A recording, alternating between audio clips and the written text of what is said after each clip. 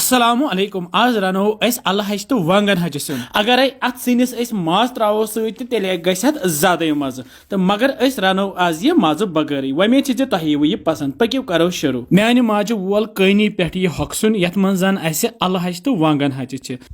अलहच तो वांगनहच थाय अस माज पत्रो चरित करित यथ छान मज तो यम अलहच तो वांगन हच अस थमच हरुद युथी होखनयत करित पश दड़स तल तो वन यह वंदस मज पत इस्तेमाल करान मे नु यह रसुर हूँ आब तो यम अलहच तो वांगन हच त्रायस ये रसरिस आबस मज तो अत थो पे डखन तो थो 10-15 मिनटन ये कन युत काल यम थोड़ा सा नरम गसान तो अमि पत छलोक बे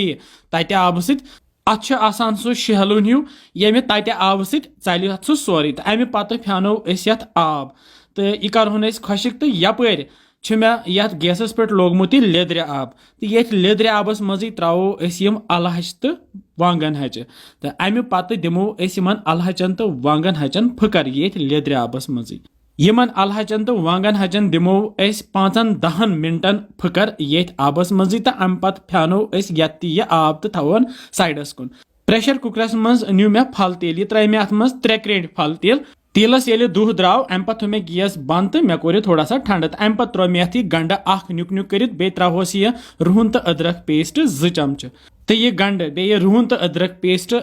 तलहन ये तेलस मज युत काल यह लाइट ब्राउन गस यह ज्यादा जालुन क्या तल मे गैस थोमुत लोत तो लथसी पे करहन कैंसन मिनटन तैयार तो क्या मिनट गस्ती त्रो अलहच तो वांगन हच ये गंड सती तैयार थोमुत गोथ कर तो यम अलहच तो वांगन हच यथ मज त्रित दिमो तलिन दिमो तुत काल तलिन युत काल यम थोड़ा सा ब्राउन ही गसन लाइट ब्राउन ही गसन ज्यादा जाल होक न क्या तो असल पे तलिन लगित दिम बह यमन फ्युर अत सती क्या अत सती फ्युर दिन पे फटान क्या गसान रोजन सोबत मे नूडल ही बनान तो वारिया असल सुन वंदस मज खेन तो ये त्रो क्या पाउडर मसाल बह त्रा 2 चमच वजल मर्चवांगन पाउडर बे सब्ज आल 2-3 बड़ आल 1 लेदरी चमच 1 बे त्रो शोंठ पाउडर 1 चमच दानवल पाउडर 2 चमच तो बादान पाउडर 2 चमच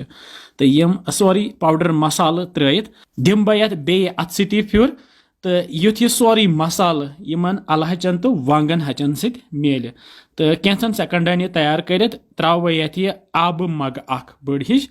तो रलावन बे सती त्रोस नून चमच 2 नून कूत तुम खेवान तमे हिसाब त्रो तुम